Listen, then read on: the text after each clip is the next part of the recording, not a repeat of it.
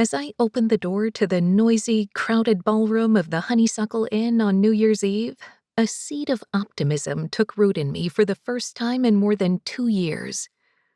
I needed this. So badly.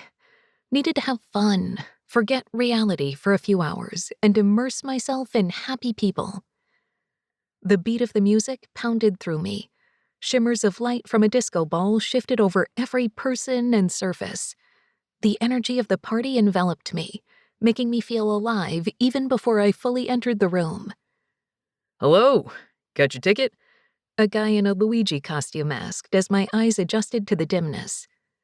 "Oh," I said, "I just checked into the inn tonight. Ava invited me. She loaned me this costume." He looked me up and down briefly and tilted his head. "Claire from the Breakfast Club," I told him. "I was getting there," he said with a smile. "Red hair would complete it." "Last minute," I explained. "Do you need to talk to Ava?" "Nah, welcome," Luigi said. "Happy New Year, 80s version." He gestured me past him. I stepped to the left, where I spotted a bar. I'd need a drink. Actually, I was overdue for one hell of a bender. But first, a moment. Taking in the scene, I breathed, took a chest-lifting inhalation that filled my lungs fuller than they'd been in months. There was a live band at one end, playing a culture club song. People were stacked about 15 deep around the stage, dancing and giving the musicians their full attention. In one corner was a neon green sign that said arcade and several full-sized arcade games, each of them in use. In the center of the ballroom was more of a traditional dance floor with a few couples and a group of women on it.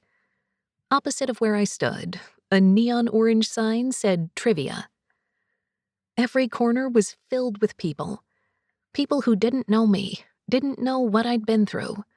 People who wouldn't scrutinize me to figure out whether a sympathetic look or a hug would be better received. I was so tired of needing sympathy, of my eyes filling with tears at an empathetic smile. Even when I'd met Ava, the inn owner at the check-in desk, more damn tears had threatened. The upside was that as soon as she noticed, she'd stopped asking conversational, well-meaning questions about where I was from and what I was doing at the inn.